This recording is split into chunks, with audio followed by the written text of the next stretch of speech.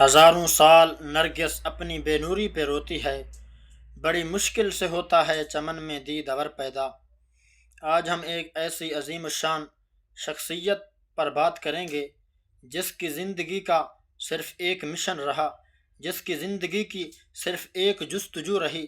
اس کا مشن صرف ایک تھا، مصطفیٰ کی ختم نبوت پر پہرا دینا، مصطفیٰ کے عشق میں تمام امت مسلمہ کو مبتلا کرنا۔ اور وہ خادم حسین رضوی ہے جس نے امت مسلمہ کو ایک ایسا جاویدانہ جام پلا کر گیا ہے، وہ حضور علیہ الصلاۃ والسلام کی محبت کا جام ہے۔ جس نے بھی مصطفیٰ کی محبت کا جام خادم حسین رضوی کے ہاتھوں سے پیا، مجھے تو لگتا ہے قیامت تک بھی اس کا نشہ نہ اترے گا، اور ہمیشہ کے لیے وہ نشہ اس کے دل و دماغ کے اندر رچتا اور بستا رہے گا، کیونکہ یہ حضور علیہ الصلاۃ والسلام کی محبت کا معاملہ ہے، مصطفیٰ جان رحمت کی ختم نبوت کا معاملہ ہے، جس پر وہ خادم حسین رضوی ڈٹ جاتا تھا، جس معاملے میں خادم حسین رضوی اپنے زندگی کو صرف کر دی، اپنے بال بچوں کو اس نے صرف کر دیا فقط مصطفیٰ کی ناموس رسالت کے لیے، فقط مصطفیٰ کی ختم نبوت پر پہرا دینے کے لیے۔ اور آج اس مادہ پرست دور کے اندر جو لوگ حضور علیہ الصلاۃ والسلام کو مردہ کہتے ہیں، یہ خادم حسین رضوی ان کے لیے ایک جاویدہ مثال ہے، ایک زندہ جاوید مثال ہے کہ مصطفیٰ کے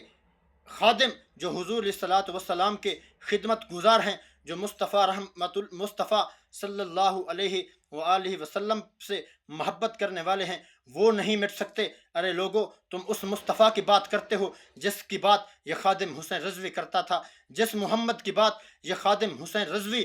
ویل چیئر پر بیٹھ کر کرتا تھا۔ اے مسلمان، یاد رکھ، تو بھی خادم حسین رضوی بن سکتا ہے، شرط یہ ہے کہ تجھے مصطفیٰ کے قدموں میں آنا پڑے گا، مصطفیٰ کریم